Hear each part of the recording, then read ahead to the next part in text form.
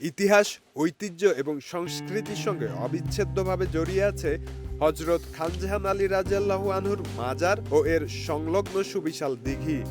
এটি কেবল এই অঞ্চলের মানুষের ভক্তি ও বিশ্বাসের কেন্দ্রবিন্দু নয়, বরং আন্তর্জাতিকভাবে স্বীকৃত এক অনন্য বিশ্ব ঐতিহ্য।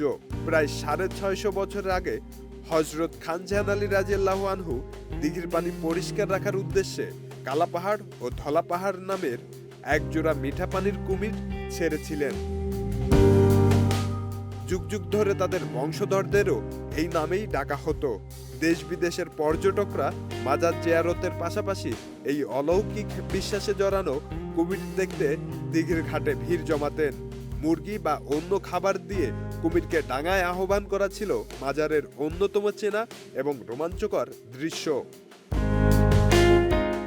সম্প্রতি দিঘিতে গোসল করতে নেমে এক শিশুর মর্মান্তিক মৃত্যুর পর দর্শনার্থীদের নিরাপত্তার স্বার্থে জেলা প্রশাসন দিঘি থেকে সর্বশেষ কুমিরটিকেও এর মাধ্যমেই অবসান ঘটল 650 বছরের এক ঐতিহাসিক ও সাংস্কৃতিক ঐতিহ্যের। খানজাহান আলী রাদিয়াল্লাহু আনহু মাজারের কুমির কেবল কোনো সাধারণ প্রাণী ছিল না, এটি ছিল এই অঞ্চলের মানুষের আবেগ ও সংস্কৃতির এক টুকরো জীবন্ত ইতিহাস। নিরাপত্তার স্বার্থে নেওয়া এই সিদ্ধান্ত যেমন জরুরি ছিল, তেমনি তা মাজারের ইতিহাসের একটি সোনালী অধ্যায়ের চিরতরে সমাপ্তি ঘটালো। কুমিরটি এখন খুলনা বন্যপ্রাণী সংরক্ষণ কেন্দ্রে ডিবির পর্যবেক্ষণে রাখা হয়েছে। স্বাস্থ্য পরীক্ষা শেষে এটিকে সুন্দরবনের করমজল বন্যপ্রাণী প্রযোজন কেন্দ্রে স্থানান্তর করার সম্ভাবনা আছে।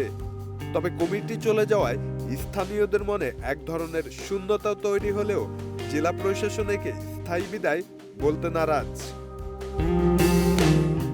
স্থানীয় প্রশাসন জানায়, দিঘির ঘাটগুলো প্রয়োজনীয় নিরাপত্তা বেষ্টনী ও ফেন্সিং নির্মাণের কাজ শেষ হলে কুমিরটিকে আবারও মাজার দিঘিতে ফিরিয়ে আনার পরিকল্পনা রয়েছে।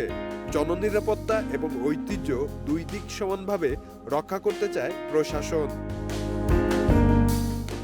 শব্দ নিন, দেশ রূপান্তর।